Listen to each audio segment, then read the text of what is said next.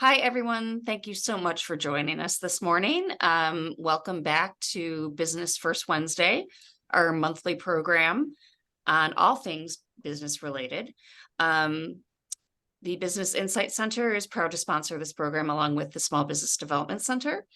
Today, we're going to be talking about veteran certification, and Christine Rogers from the SBDC will take it from here and introduce our speaker. Thank you, Jennifer. Once again, thank you for joining us today. My name is Christine Rogers, and I'm a business advisor with the SUNY Brockport Small Business Development Center. Our center is one of the 22 campus-based centers and dozens of outreach offices that provide free and confidential business counseling to startups, entrepreneurs, and small business owners. And we provide assistance to businesses owners at all levels. Our free services are made possible by funding from the U.S. Small Business Administration and the state of New York and our host campus, which is SUNY Brockport. So whether you're a startup outlining your business plan, looking for financing to expand, or an existing business seeking assistance, our business advisors are accessible in person at a local center, virtual or by phone. When we also offer workshops like these and partner with our community partners. And you can also log into the www.nysbdc.org and click on make an appointment to sign up for a counseling session with any of our advisors. And then today we are going to hear from Matthew, and I'm going to say his last name, Lastaglia. He is an SBDC advisor from our Farmingdale Center, and he's going to speak in regards to certification with the SBA that allows service-disabled veteran-owned small businesses to compete for federal contracts. A little bit about Matthew. He launched a podcast with an international audience in 2017. He built a digital training company near Washington, D.C. in 2020 and founded a talent consulting firm in the Midwest in 2021. Matthew served in the U.S. Army from 2009 to 2020 as an intelligence analyst and a jump master for the 82nd Airborne Division. Crazy stuff here. Matthew was later hand-selected to deploy overseas in direct support of the Chief of Staff of the Army and Secretary of Defense. And now I'm going to turn the presentation over to Matthew, and thank you. Thank you. I appreciate it. What a wonderful introduction. It was a run through history for me, so that's fun. So that's enough about me. We're not here for me, right? We're here for, let's get into the SDVOSB and VOSB process here. Let me see if I can. I do not have the almighty powers of sharing. Oh, I just fixed that. Sorry about that. No worries at all. Let's do that. Okay. And are we good? Are we seeing just the slides? We are good. Wonderful. Outstanding. Okay. So this is what we're looking at. These are the updates as of 2023 for SDVOSB and VOSB. And so what we're going to cover today in our agenda, kind of the key takeaways that everyone will walk away with, is what actually is SDVOSB and what are the differences between the state, federal, and VOSB. You will be able to answer the question, is this for you? Is this a match for you in your business or for your desired future? We'll be able to understand what the benefits are of each one of these programs individually and what the prerequisites and criteria are, along with the process of how do you actually apply for each one of these. So we'll dive right into the differences. So what is SDVOSB on the federal side? So from the federal government. So SD is service disabled and VOSB is veteran-owned small business. And the service disabled portion of this means that the service member has a disability that is linked to their service, right? So not just any disability has to be linked to the service. This is relatively standard for modern military members, but maybe not so much as we go back in time a little bit before things were automated and computerized. But I've worked and we have contacts with people that can help to make those links should it be necessary. excuse me. So you need to have an other than dishonorable discharge. So the bar is not necessarily, a lot of people might think that you need an honorable discharge in order to receive this, but it's just as long as you didn't get a dishonorable, then you're good to go. And this is specifically for federal bids. So this does not cross over into whatever state you're in. It's just federal contracts and federal bids. That is the market in which we're speaking to for the federal SDVOSB powered through the SBA. Now for the state, New York State, same thing. You have to have a service disabled disability that is connected to your service. And there's a 10% disability rate that needs to be acknowledged there, which is for anybody that's in the service that has gone through this process, you know that that's really low. And you'll also notice that for the SDVOSB on the federal side that I didn't list the percentage, and it's because they don't list the percentage. And after speaking with several people, you don't actually have to have any percentage. You just have to have a disability that's linked to your service. Can sound confusing, but anybody that's gotten their disability list checklist from the VA as you're transitioning out, you'll see that you might have some things that you have percentages for, and you might have other things that are listed as disabilities, but aren't actually granted any percentage. It might be 0%. So even if all you have is a 0%, then you're still eligible for the SDVOSB on the federal side. Now, for the SDVOSB back in New York State, right? The same thing other than dishonorable. And this is specifically for those New York State bids. So like I said, just to emphasize the point, these don't cross over, right? So the SDVOSB for New York State, and New York State typically calls it SDVOB, actually. So federal, only federal, state, only that state. So just so that's clear. And then finally, the kind of oddball that fits in between and is for all of those veterans who might not have a disability or a service-connected disability. This is the veteran-owned small business certification. So as I stated, no service disability, no connection required, but there is a limited acknowledgement for the agencies that actually pick this up. It is not in the New York State system at all. It's actually mostly not in the federal system as well. It's only for veteran affairs contracts, which there are actually a lot of veteran affairs contracts. So don't think that this doesn't apply or there's not room here for you. And we'll dive into that a bit later. So the goal in 2022 for the VA to issue their contracts, they wanted 7% of their subcontracting to go to veteran-owned small businesses, and they wanted 5%. So they actually emphasized a higher percentage for veteran-owned small business versus the service-disabled veteran-owned small business. Now, the process for application, and we'll dive into this here shortly. The process for application for the VOSB, because it's through the VA, and the VA is federal, so you're not restricted to any state that you happen to reside in. It's any VA that exists. It fits into the same bill, into the same mold, into the same application process and criteria for the most part as the federal SDVOSB. Looking at eligibility for the federal side, the main things that will end up resulting in a disqualification are the following. So your business has to be 51% veteran owned and controlled. You have to be registered as a small business in SAM, which is the Systems for Award Management, and it's just sam.org. And you can see there's hyperlinks here in the slide deck. Will be all of the links for you guys. And then you have to actually be a small business. It turns out in order to have a veteran-owned small business certification, you have to be a small business and you have to meet the size requirements as listed in the SBA's size standards. If I can just interrupt quick. Please. We have a question from Gina. Does that mean that on the federal side, the business does not necessarily have under 500 employees? Correct. So on the federal side, I'm going to show you we're going to go through a specific example of one company and how you can verify for your industry, for your NAICS, what is the dollar amount that you have to be under and what is the actual size some of them show the specific size, some of them just show a dollar amount. So the SB has different criteria based on what industry and service you're in. And that link is here as well for you to check on your own, but I'll run through it so you'll be able to see it hands-on.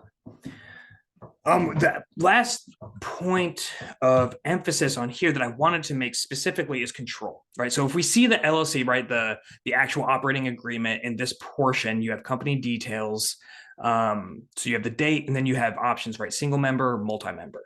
And you'll see here, member one, if you have multi-members, you have the name, and then you with the ownership of however many percentage, right? That goes back to that 51% veteran owned. So it's easy to do on paper in this section, and people tend to think that that's enough. Where I've seen people run into issues is the control side. And so as you go on into your operating agreements, if you have votes or any sort of quorum requirements where essentially that veteran who owns 51% or more of the company can be outvoted, then that's not control and it will be kicked back. And it's not a significant thing as far as it getting kicked back. If you're on it and you're checking, they are highly receptive. And one theme that you will see throughout this entire presentation and for each one of these certification processes is that every single certification authority, the SBA, New York State, they are all in the business of getting you certified. They are not trying to hold up the wheels. They're not trying to stop you. They are trying to find a way to make sure that you can get certified. Now, when we dive into SAM, right, the System for Reward Management, that's the first step that you have to take in this process for actually applying to get your federal certification. They have the full checklist here at sam.gov, but here are just some of the documents that you want to be prepared for, depending on your business and industry. And I wanted to dive into a couple of the frequently asked questions that I've seen come up. So when will my registration become active? And so that is essentially to have more clarity behind that question. It's like, when am I good through SAM? When am I ready to move from SAM to the SBA portion of this? And typically once you submit everything, and if there are no issues, you want to allow for at least 10 business days. So it's pretty quick. And then if you want to check along the way to see what your status is, you just go to sam.gov, click on check registration status, and then enter your UEI or cage code and select search. And those will be issued to you through SAM, and you will typically get them before your entire registration process is complete. So you'll be able to go in and check along the way.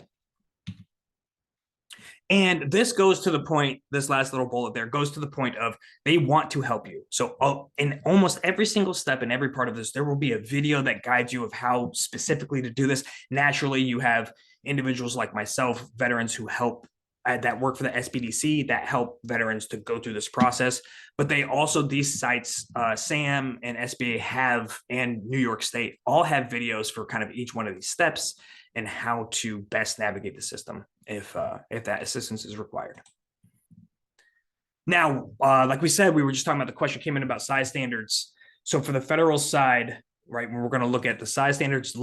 When you click, when you get to the SBA size standards link, you will pull up this first. It'll ask what's your industry, and that will be the NAICS that you have assigned or that you have chosen through SAM in order to make the application. And you can actually submit more than one NAICS.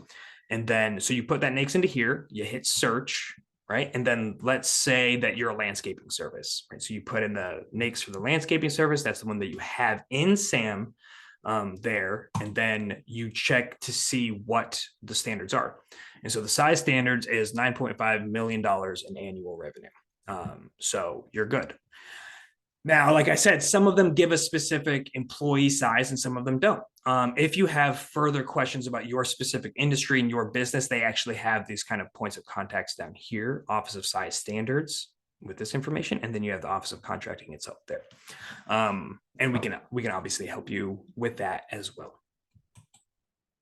Now, for the benefits of the federal side of that SDVOSB, all government purchases that are made that are between $10,000 and $250,000 are placed in a set-aside status for small businesses. Now, this isn't SDVOSB, it's not VOSB, but for small businesses. And so SDVOSB and VOSB fall into, or SDVOSB falls into this category of small businesses.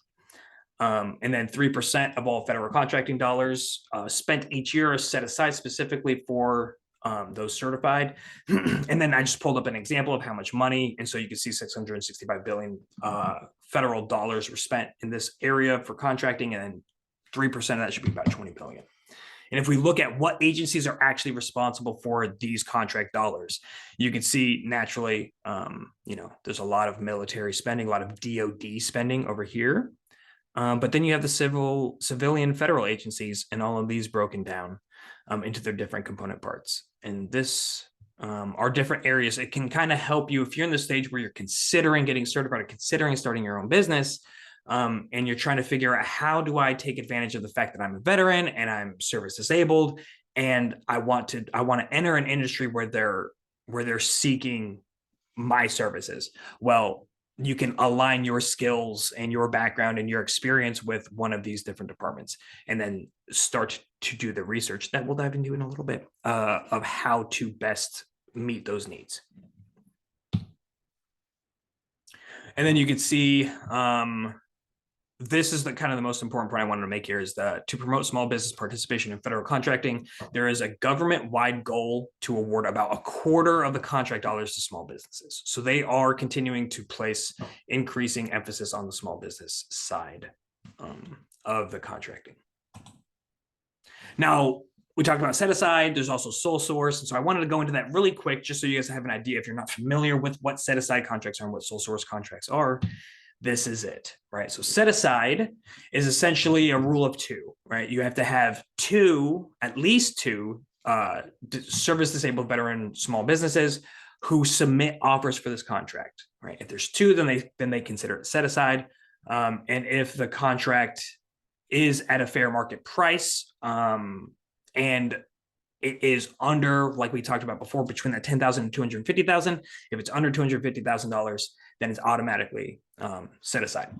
So the contract, the agency that's issuing the contract and putting it out is required to consider socioeconomic programs first.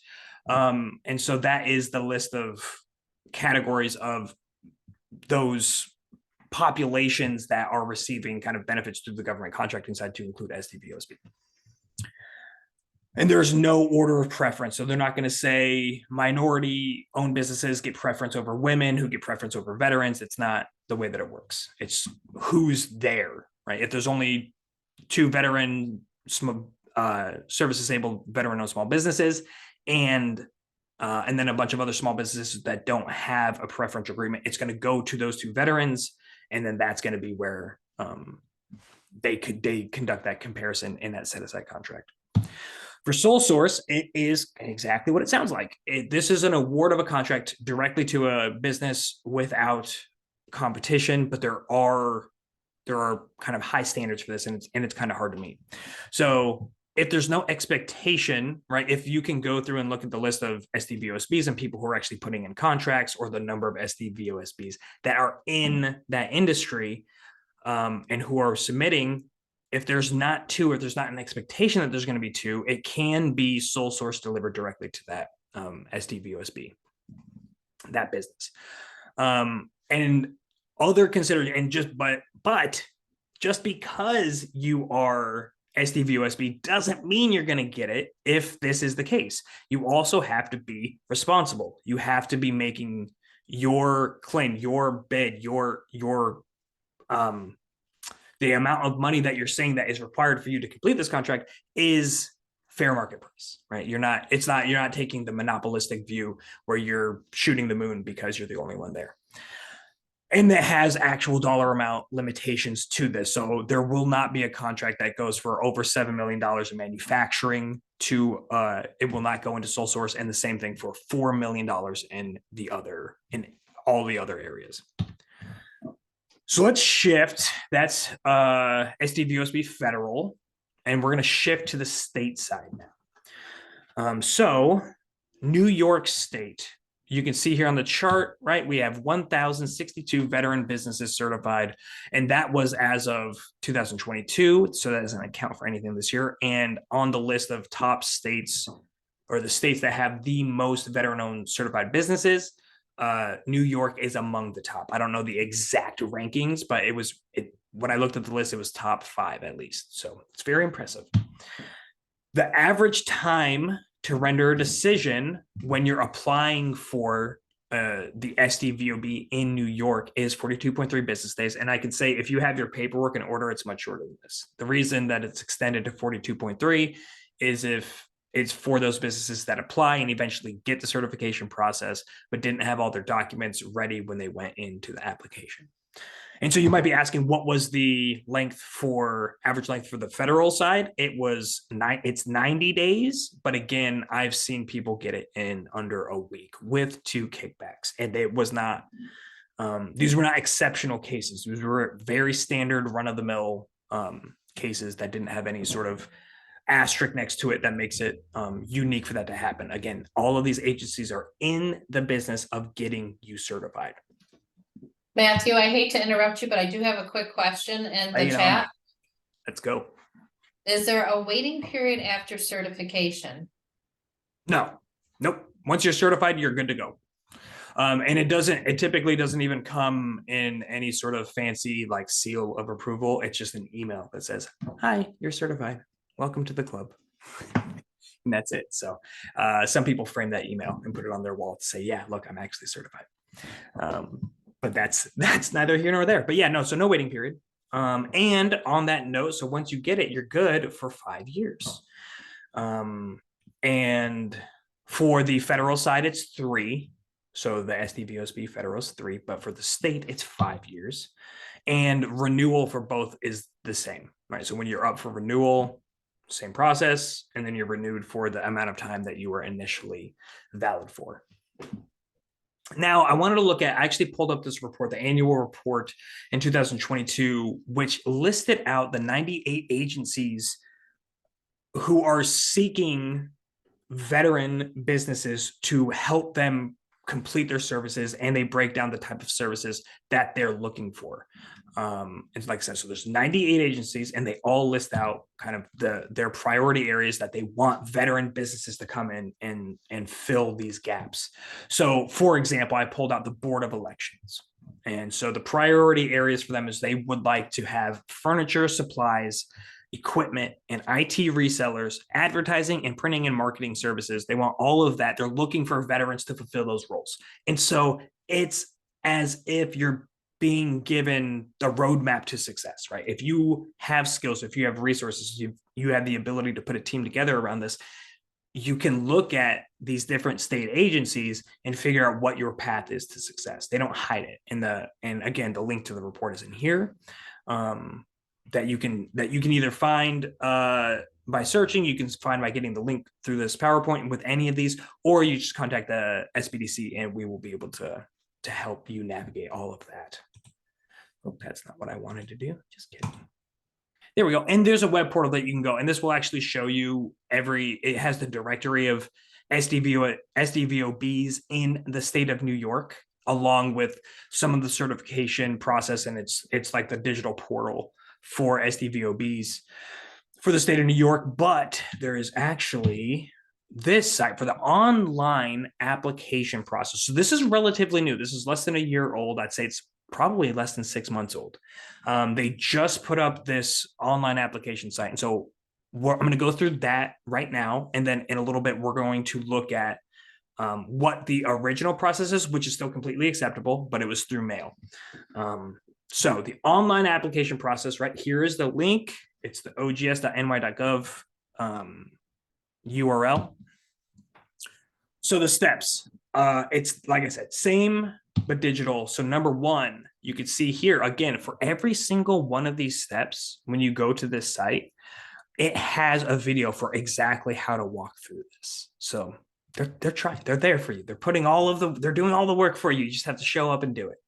So log in and create your account, and then complete your application online, review a test, sign, and submit. And it's those 3 steps. Now, it sounds a lot simpler, obviously, than it really is, because you have to get all of your documentation ready to submit as well. And so for the certification and eligibility requirements for state, we're going to see a lot of similarities across the state and federal side. And so for the state side, you are required to have your business owned, operated, and have a significant presence in the state of New York, right? So you can't have the majority of your business in Connecticut or New Jersey, and then because you have 25% of your sales are in New York and you have a location there, then you're able to get that done. It doesn't necessarily work the way. So a significant presence of your business needs to be there. Very similar to identical on the next step for ownership and control. It's the same thing, right? 51% and unquestionable, unadulterated control of the business. No getting outvoted. Right. The slight difference was the 10% disability rating versus the non-specified 0% for federal. Again, you have to qualify as a small business, and New York State lays this out, and this goes back to that 300 employee comment earlier. So your business has to be independent and have private ownership, no more than 300 employees, and a significant but not dominant in your field. So if they see if you're dominant and you're one of the top 3, I mean, there's not a specific layout of what this means. They want to leave it somewhat general so they can look at everything case by case. But if you are the top company in your industry in the state of New York, you don't need the certification. You don't need that help. It's for those people that are trying to grow and that are up and coming. That's what this system and this certification process is for. So this is the original application process, and this is a little bit, you'll see kind of what the application looks like, whether it's a PDF like this, print out, digital, fillable, online. This is the application. So you want to obtain a copy, complete and sign. So you go through all the forms and fill out what is appropriate for you. And this is something that we absolutely help with if people have questions as they're going through this. Some of it can get a little bit confusing or convoluted, and so we're here for that. You want to gather the documentation, and here are some of those documents that we were referencing before on the digital side. So when you are getting ready to prepare your application, you want to start collecting all of these documents and making sure that you have them on hand. And again, full details of every single document that you might need are on there. So if you are doing this the original way and you're going to mail it in, make a copy. Like we all know in the military, like as soon as you let your papers go, there's a reason why when you out process a duty station, when you're leaving the service, in any branch of the military, you always have 7 copies of your orders, right? So this is the same thing. Just make sure that you maintain this, because as soon as you send it off in the mail, you never know what's going to happen. And so you don't want to do all that work and collect all of these documents and send them off and then not have your originals or your copies. And you mail it in, right? And these are the contact information. So you can email them directly at veteransdevelopment@ogs.ny.gov or contact them via phone. And when you're mailing in your application, this is the address. Now we're going to dive into the VOSB. So this is the final part, right? We're flying, we're chugging right along. So this is referenced as, if you hear something veterans first program, anything like that we're talking about the VOSB, and really we're talking about the VA and what work they're doing to ensure that VOSBs and SDVOSBs are getting preferential treatment within the VA contracting system. So the application process, right? It is exactly the same as the federal SDVOSB, except you're not going to have to provide any sort of the disability paperwork or any sort of medical records that confirm that you have that disability, because it's not SD, it's just VOSB. So, like I said, same as that. You're going to go through SAM, you're going to register, you're going to get your UEI, and you're going to complete the registration, give it 10 business days, and then you're going to shift over to the SBA. And then and it's the same link, right? There's not a different portal for VOSB than there is for SDVOSB. It's both the same link, veterans.certified.sba.gov.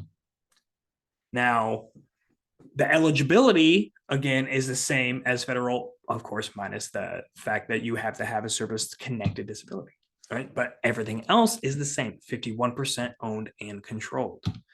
Small business criteria standards, it's the same standards as was for the SDVOSB that we showed earlier when we walked through that landscaping example. And the VOSB competes, just like we talked about before, with sole source and set-aside contracts, but the VA will conduct and deliver sole source and set-aside contracts for VOSBs and SDVOSBs separate outside of the federal contracting. Matt, quick question, or Please. sorry, Matthew. Gina asks, does this put them in touch with Ken Williams? So the state side, yes, it puts you in touch, not directly. Oh no, that's okay. It puts you not in touch with Ken necessarily directly, but with his office, and he will look at and review every single application that comes through. He and his staff, which is not gargantuan, so he has his hands on all of it. Ken is amazing. We've had many conversations since I stepped into this role. He had a great relationship with my predecessor, the former veteran advisor here, Dave Chiaro. And so, you know, he looked at me and he's like, hey kid, you got big shoes to fill, you know? So I'm working my best to do it, but Ken is incredible. He used to drive out to every single business that put in an application to go visit and see their operations, see what they look like, and actually get to meet them on their turf.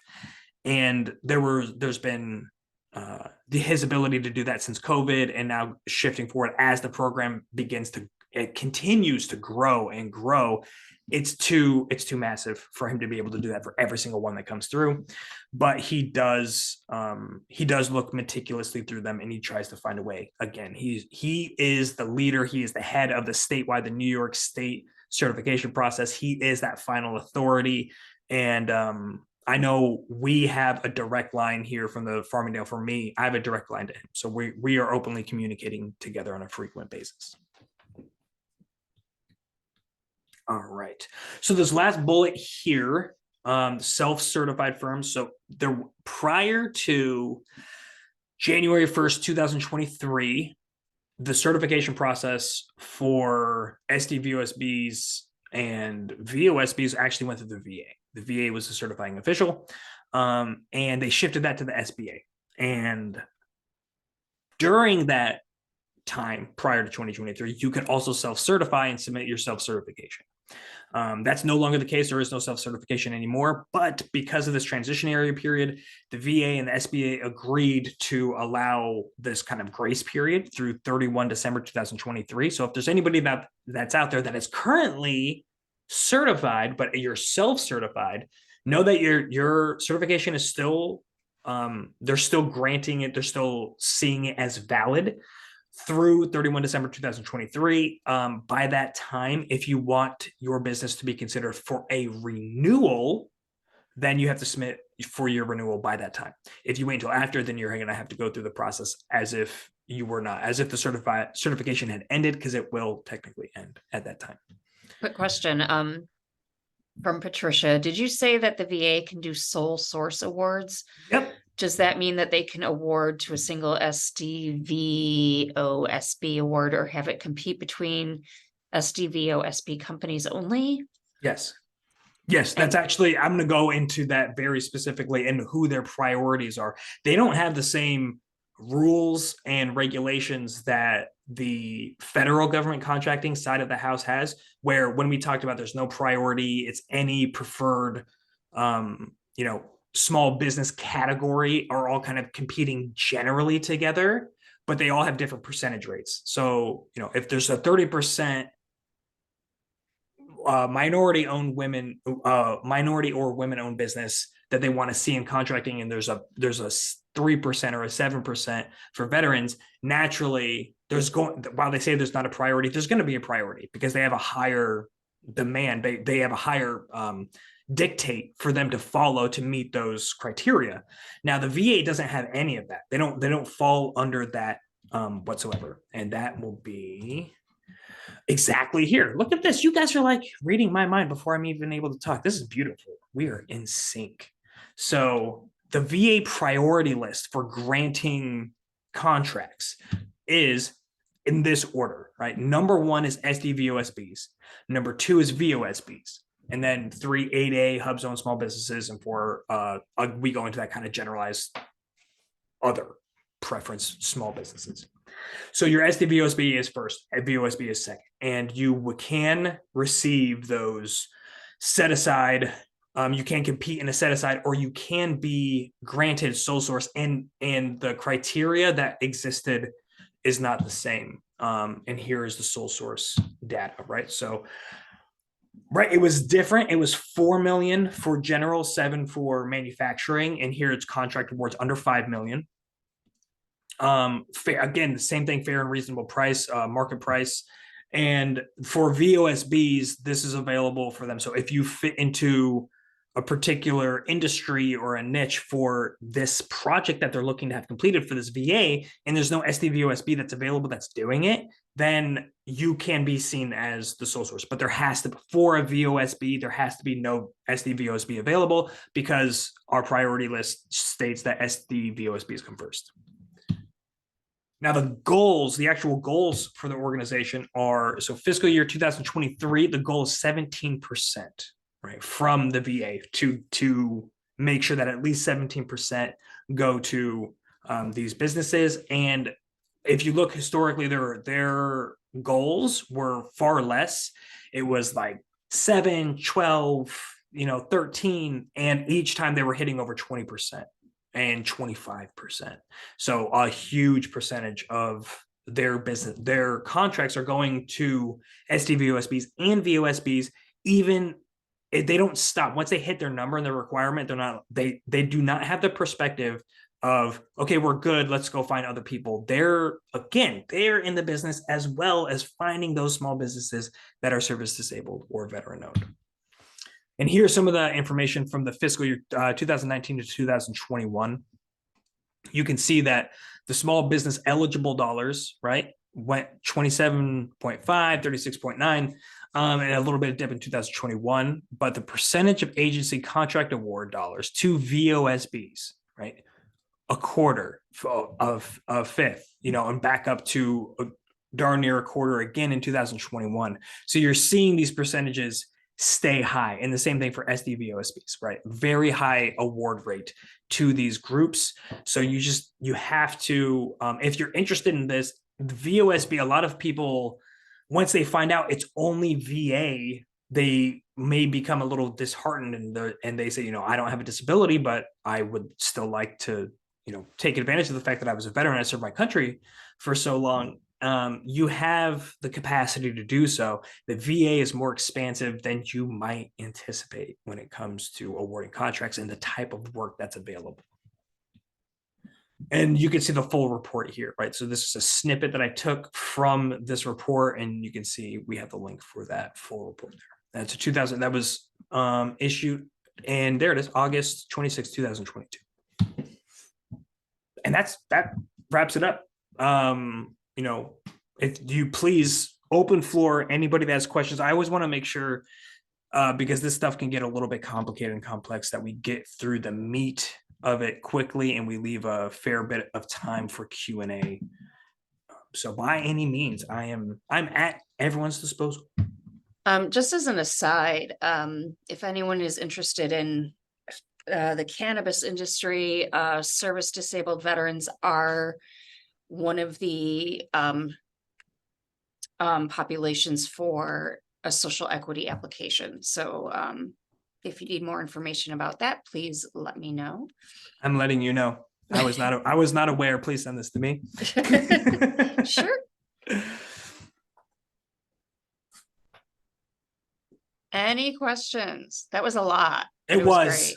As I was going through, I like, wow, I am doing that military teaching thing where I've opened up the fire hydrant, right? And it's just fire hose, just nonstop. And so there's a ton of information. And I know that some people can be hesitant to ask questions in front of our group. So we have individual advisors. You can meet one-on-one, completely confidential.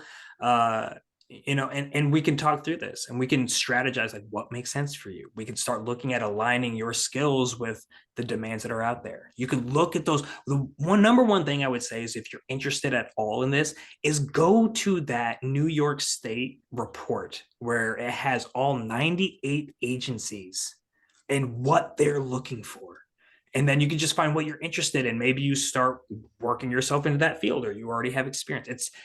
It makes things really clear as far as opportunities that are there. Patricia asks, is there a checklist or training on how to prepare for the paperwork through SAM? They do. So there's not a training.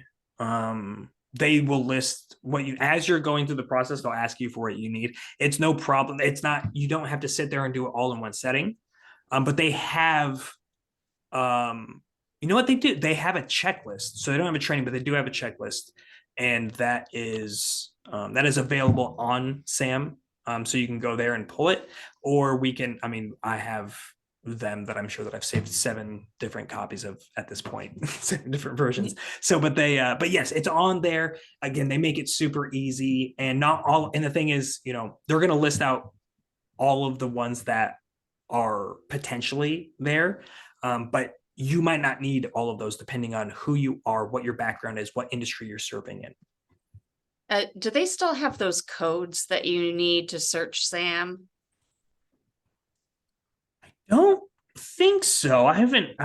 When I've been searching SAM, I haven't run into when you're searching for what, I guess let me I don't know. I remember having a list of codes in order to go in and search SAM for whatever I was using it for. I can't remember, but it was just kind of an added step that was annoying. they did do a relatively recently, they did an overhaul. It was right before I started with SBDC. So that was I started at the beginning of 2023. And they completely redid the system and it's a lot more user friendly. That's what everything was saying. I don't really have a frame of reference because I don't know what it was like before that. But but it's when I've gone on, like I use my own business is that I have to run through, so I get a full kind of rehearsal, and it was very easy. It was very, very easy. That's good. Dr. Elmanowski, you have the floor if you want to unmute yourself. Yes, sir. Yeah, you mentioned something about the cannabis program, the social equity program for cannabis. Is there a separate application involved in that? No, so the goal of the New York State Office of Cannabis Management is to have 50% of all licenses go to equity applicants, which means women, Black and brown people, service disabled veterans, and distressed farmers. So anyone in those categories will get, additional points to their application. Okay, yeah. And that's New York State? That's New York. That's just New York State. Yep.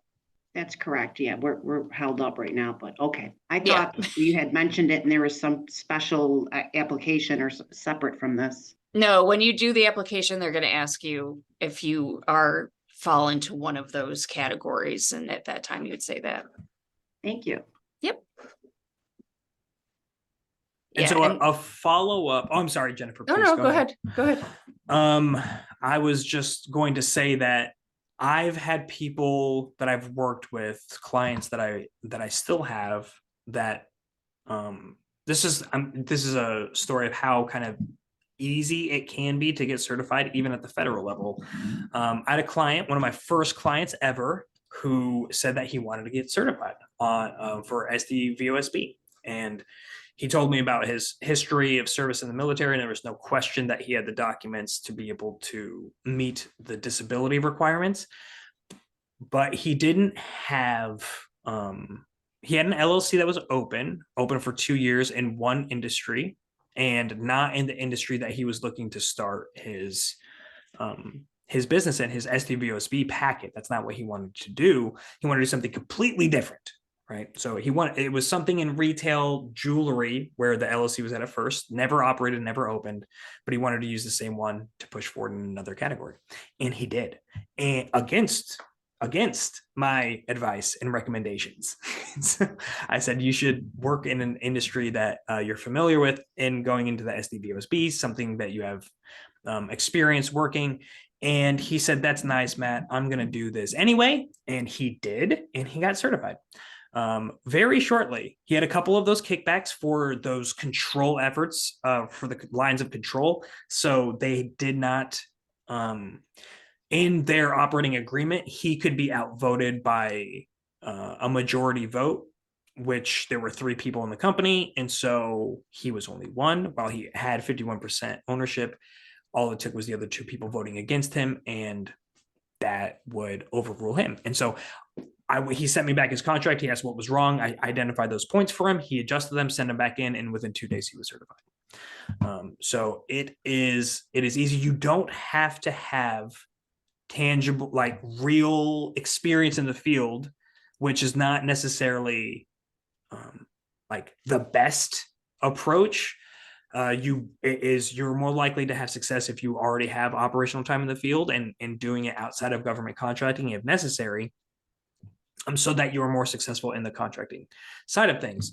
But it is not required. Now, that is federal side. I will say for the state of New York, Ken Williams at that state level, he does want to see, again, not a requirement. He does want to see experience. And if you haven't operated or owned a business in the industry that you're looking to serve in, that you're looking to attain your certification in, then he'll ask for like a resume, and show me kind of the experience that you have that has this make sense. If you were a logistician in the military, or maybe like me, maybe you're an intelligence analyst, right? And you get out and you say, I want to start a restaurant, and I want to serve food on base. I want to get access to that. And they're like, okay, that's great. What experience do you have? Like, well, I analyze numbers and all this for so long. Like, that's nice, but what actual experience do you have?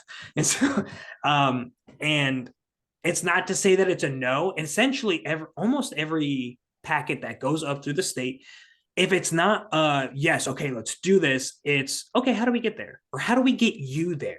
There's never really a hard no from any of these organizations. So it's just another thing to keep in mind about this. Don't be intimidated.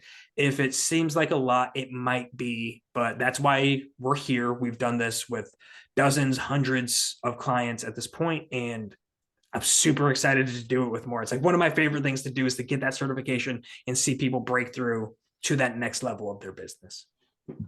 Yeah. All right. Last call for questions. Okay, as a reminder, our October program will be discussing the importance of diversity, equity, and inclusion in entrepreneurship with George Lynch.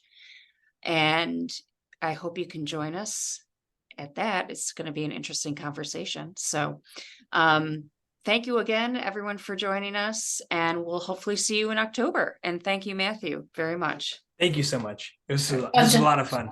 Matthew, we do have one question, or actually 2 questions that have just popped through. Let's go. Where do I find the list? I think you were talking about a list that people could reference where they could look at what kind of areas that they could apply for. The New York State. Let me go back to that part. I know that I have it.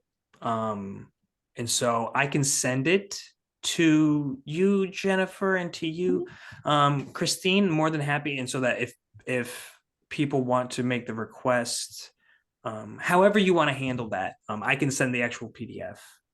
Yeah, that would be great. And then we can send it along with your presentation. Perfect. Yeah. And your contact information is being requested. So I'm assuming it's on the presentation as well. It better be. Otherwise, I'm a slacker. Okay, good. Great. Well, thank you so much. This was awesome. Thank you. Thank you for the opportunity. All right. Take care, everybody.